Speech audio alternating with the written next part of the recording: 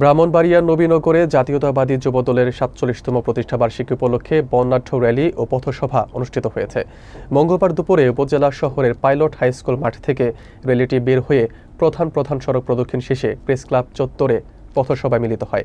অনুষ্ঠানে সভাপতিত্ব করেন উপজেলা যুবদলের যুগ্ম আহ্বায়ক আসাদুজ্জামান দুলাল এবং প্রধান অতিথি ছিলেন জেলা বিএনপির সদস্য মাসুদুর রহমান মাসুদ। পথসভায় বক্তারা যুবদলকে গণতন্ত্র পুনরুদ্ধারের অগ্রভাগের শক্তি হিসেবে ঐক্যবদ্ধভাবে কাজ করার আহ্বান জানান। বিস্তারিত থাকছে শেখ মেহাদের প্রতিবেদনে। ব্রাহ্মণবাড়িয়ার নবীনগরে জাতীয়তাবাদী যুবদলের ৪৭তম প্রতিষ্ঠাবার্ষিকী উপলক্ষে মঙ্গলবার দুপুরে বর্ণাঢ্য র্যালি ও পথসভা অনুষ্ঠিত হয়।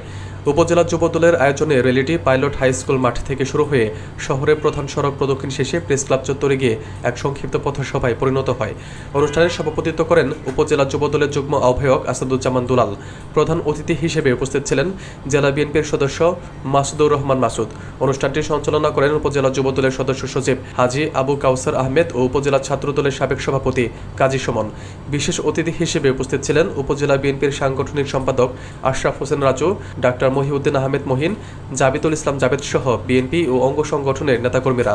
বক্তারা বলেন, যুবদল হচ্ছে বিএনপির আন্দোলনের অগ্রভাগের শক্তি, যারা অতীতেও গণতন্ত্র পুনরুদ্ধারে গুরুত্বপূর্ণ ভূমিকা রেখেছে এবং ভবিষ্যতেও সেই ভূমিকা আরও জোরদার করবে। তারা আসন্ন জাতীয় সংসদ নির্বাচনকে সামনে রেখে সংগঠনের ঐক্য বজায় রেখে মাঠে থাকার আহ্বান জানান। পরে র্যালিতে উপস্থিত নেতাকর্মীরা ধানের শীষ প্রতীকে উল্লাস প্রকাশ করে পুরো শহর মুখরিত করে তোলেন। যুবদলের সকল নেতাকর্মীরা যেভাবে লুটিয়ে আসে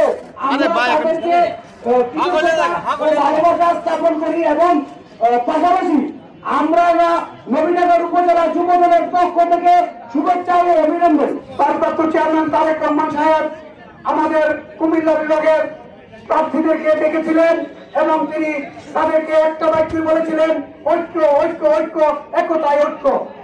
আমি তাদের ভারপ্রাপ্ত চেয়ারম্যানের সঙ্গে সুর মিলিয়ে বলতে চাই, জাতীয়তাবাদী যুবদলের নেতা ও কর্মীদেরকে আপনারা যা কিছু আছে তাই নিয়ে ঝাঁপিয়ে পড়বেন।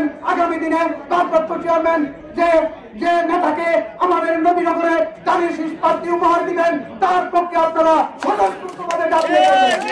আজকের এই র্যালি থেকে অবিলম্বে মফিজুর রহমান মুকুলকে যারা গুলি করে আজকে হাসপাতালে পাঠিয়েছে, তাদেরকে অবিলম্বে গ্রেপ্তার করে আইনের আওতায় আনার জন্য এই যুবদলের প্রতিষ্ঠা বার্ষিকী থেকে প্রশাসনের দৃষ্টি আকর্ষণ।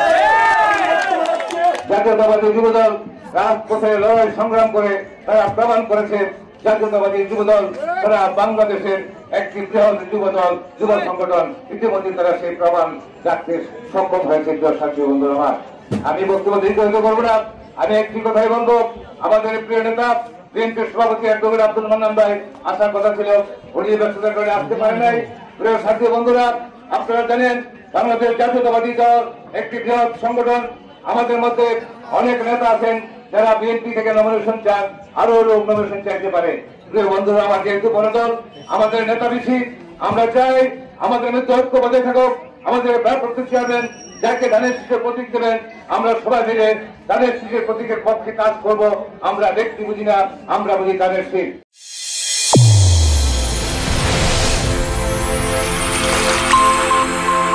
চ্যানেল A1 হৃদয়ের স্পন্দন।